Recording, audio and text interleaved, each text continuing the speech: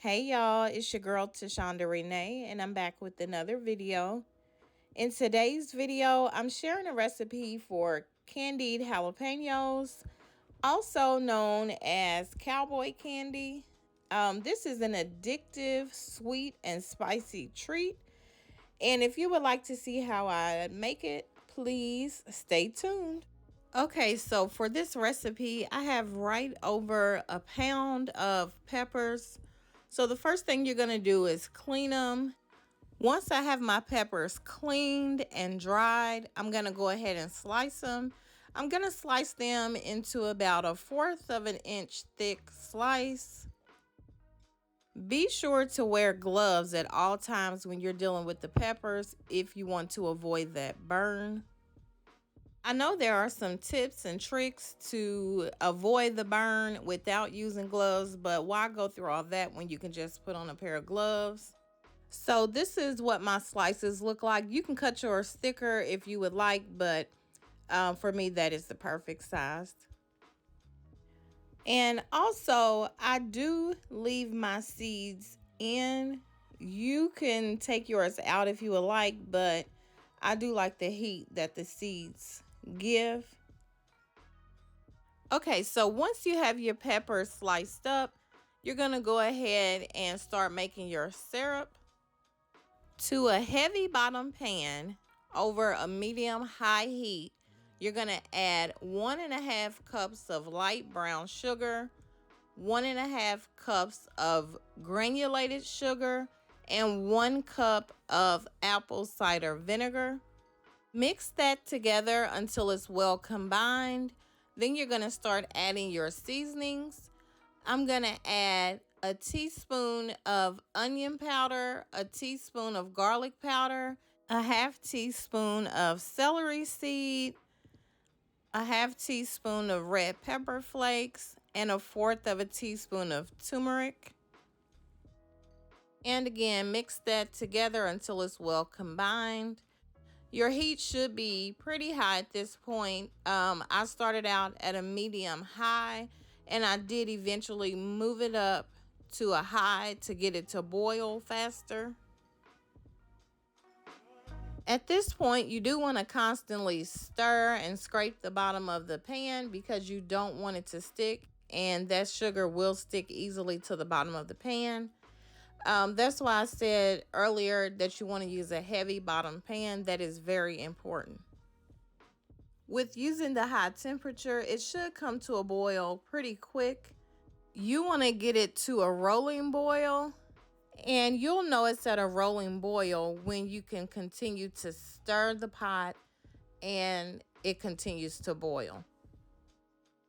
Once you get it to the rolling boil, you're going to continue to stir for about 5 minutes. I went ahead and sped this portion of the video up because it does take quite a while.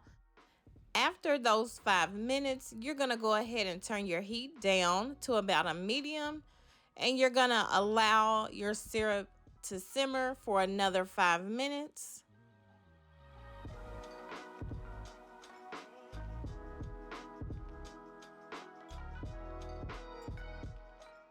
At this point, it should have started to thicken up slightly.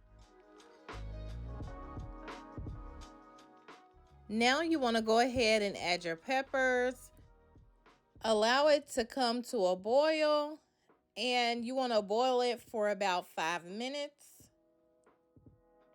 Be sure to occasionally stir it while it's boiling for those 5 minutes, just to ensure that nothing is sticking to the bottom of the pan. It doesn't take long for the peppers to cook. You'll see that the longer they cook, the darker they'll get. And this is what they look like after about 5 minutes of cooking.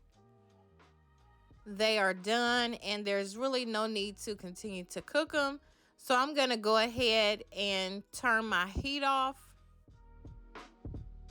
So that's really the whole recipe. They are super easy to make.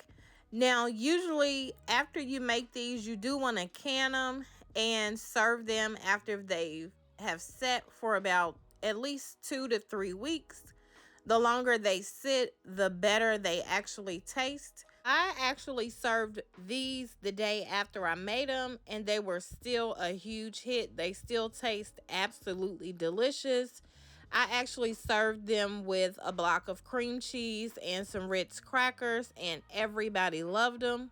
Even the ones that are not fans of spicy foods actually loved this recipe, because even though it's made with the jalapeno peppers, it's not really spicy. The sugar and the apple cider vinegar kind of cut the spiciness, so it's really a treat that just about anybody can enjoy.